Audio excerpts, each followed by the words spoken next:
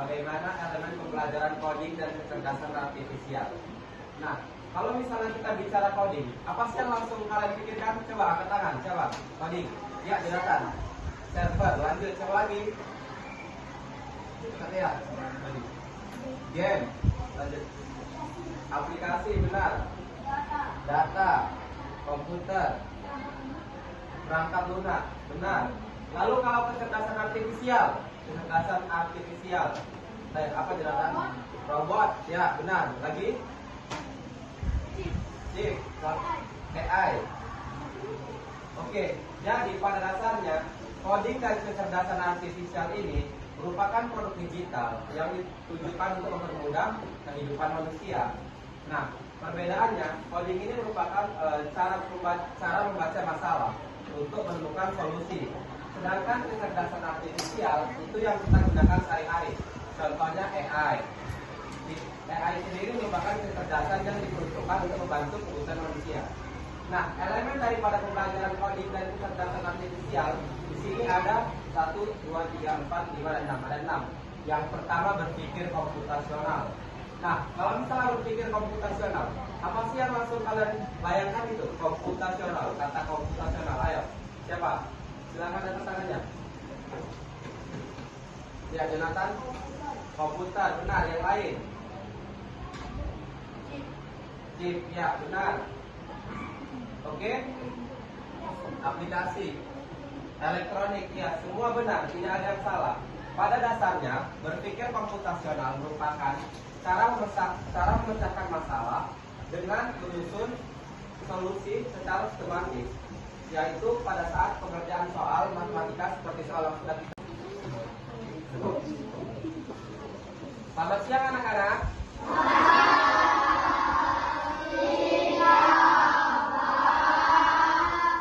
Pada siang cerah ini Bapak akan menyampaikan pemaparan terkait pelatihan coding dan kecerdasan artifisial. Untuk materi yang Bapak sampaikan pada pertemuan kali ini yaitu berpikir komputasional sebagai dasar coding untuk kecerdasan artifisial. Nah, kalau misalnya kita bicara berpikir komputasional, apa sih yang terlintas di pikiran kalian? Coba angkat tangan, siapa yang tahu? Ya, ya, komputer. Lanjut, siapa lagi? Coding, benar. Ayo yang lain. Berpikir komputasional. Oke? Masih ada? Angkat tangan. Ya, game, benar. Jadi, ya, aplikasi, ya, platform.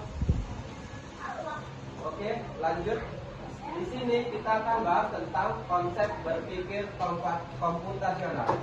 Berpikir komputasional berarti siswa dapat memiliki kemampuan berpikir, yaitu untuk menyelesaikan permasalahan ataupun persoalan sehari-hari dengan menggunakan teknik ilmu komputer.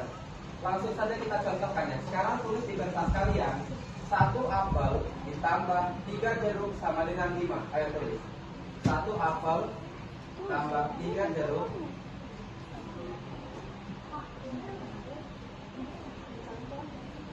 tambah 3 jeruk sama dengan 5. 1 apel tambah 3 jeruk sama dengan 5. Lanjut di bawahnya. Apel dikurang jeruk. Apel dikurang jeruk sama dengan 2.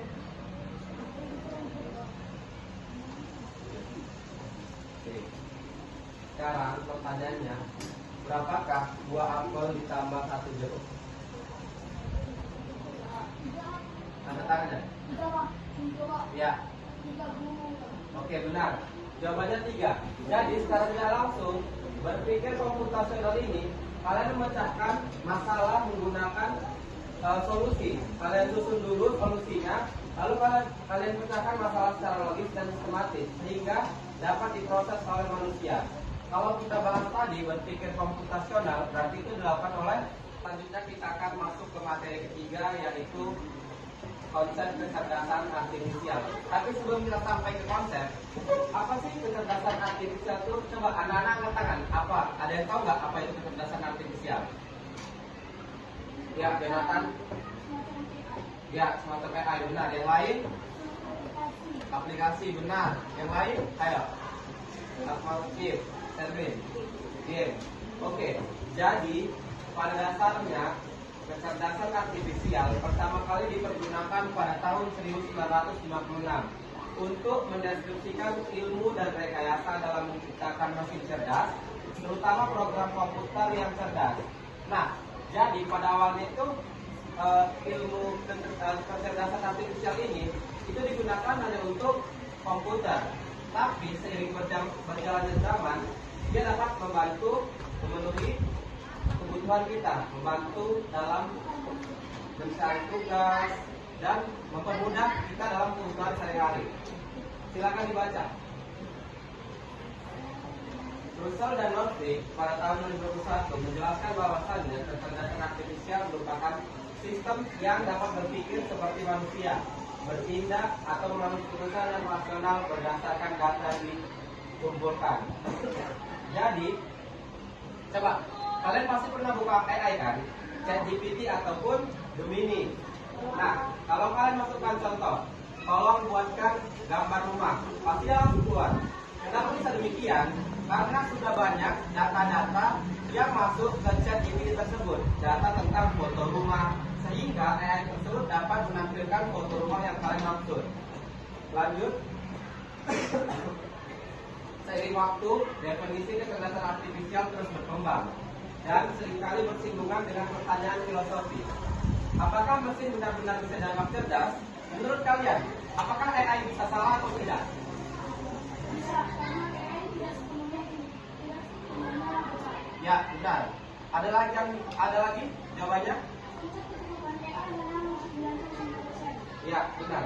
Jadi, kecerdasan artifisial ini bisa salah apabila dimasukkan oleh data yang salah. Contoh, saat kalian membuka AI, ChatGPT misalnya, kalian masukkan foto Jonathan, kalian buat Jonathan merupakan teman yang buruk. Ketika ada teman kalian bertanya, bagaimana sifat Jonathan di AI, maka AI akan menyimpulkan bahwa Jonathan memiliki sifat yang buruk.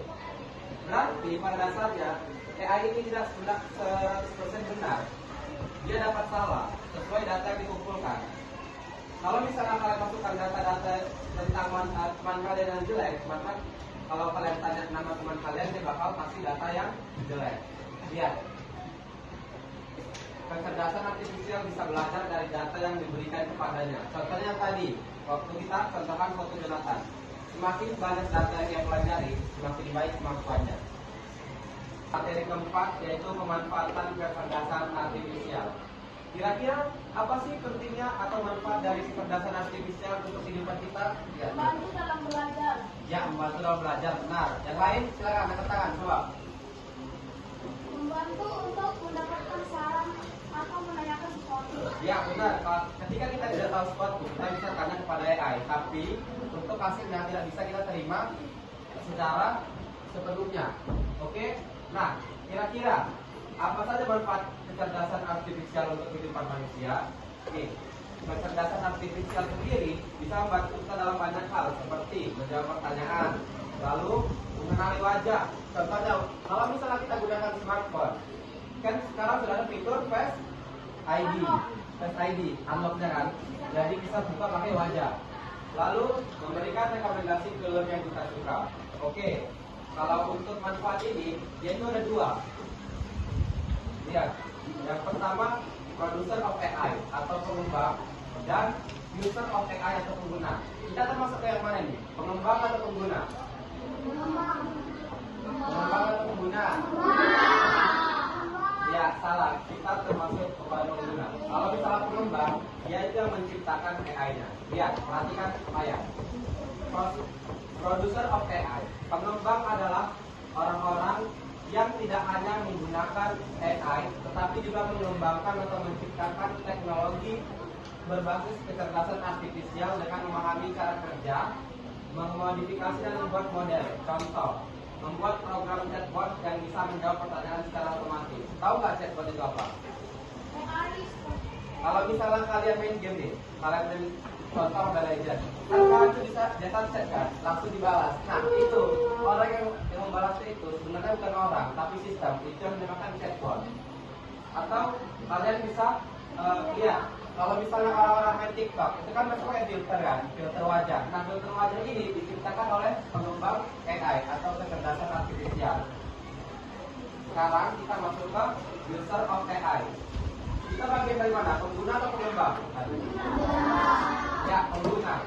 Berarti kita itu menggunakan AI untuk membantu aktivitas sehari-hari. Contohnya, menggunakan kamera ponsel dengan fitur pengenalan wajah atau untuk menggunakan filter. Lalu, saat membuka kunci ponsel menggunakan face unlock, teknologi kecerdasan artifisial mengenali wajah pengguna untuk membuka perangkat. Kira-kira ada lagi nggak kemanfaatan AI dalam kehidupan kita dalam proses belajar? Ya, silakan. Ya, benar menanyakan orang tidak tahu. Jadi intinya AI ini dapat kita manfaatkan secara sepenuhnya dalam kehidupan sehari-hari. Tapi hasil daripada pemanfaatan AI ini tidak bisa langsung kita terima sepenuhnya. Harus kita pelajari terlebih dahulu dan kita saring. Karena AI bisa saja salah. Bagaimana AI itu salah? Apabila data yang dimasukkan data yang salah. Oke? Selanjutnya kita akan masuk ke materi kelima. Kita akan melakukan pemanfaatan kecerdasan artifisial, yaitu kita akan bermain game interaktif, di mana game ini bertujuan untuk memudahkan kita dalam memahami pelajaran PJOK. Oke, langsung saja kita mulai. Oke, silakan Kalista maju. Satu nomor berapa yang mau kamu jawab?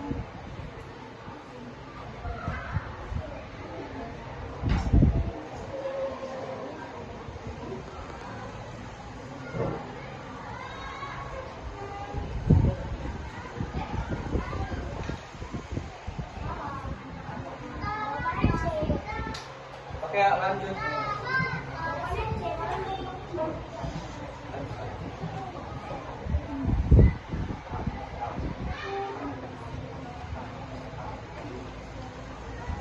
Oke, benar, itu organisasi senam Pak Sani. Oke, lanjut. Oke.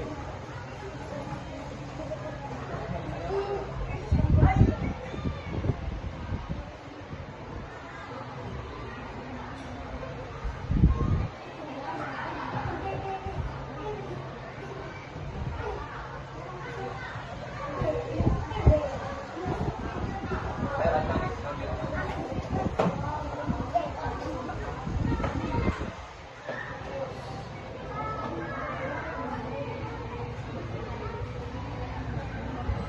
Oke, lanjut.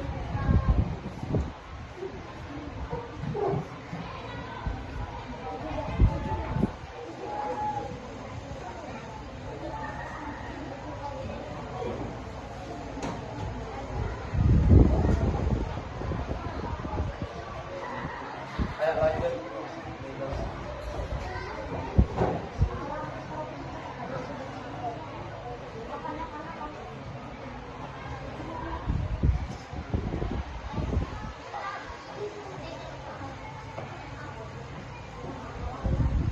Oke, lihat ya, ini merupakan contoh game interaktif di mana ketika kita sudah selesai menjawab semua ini, kita akan mendapatkan pengetahuan baru dengan mengetahui apa yang kita ketahui.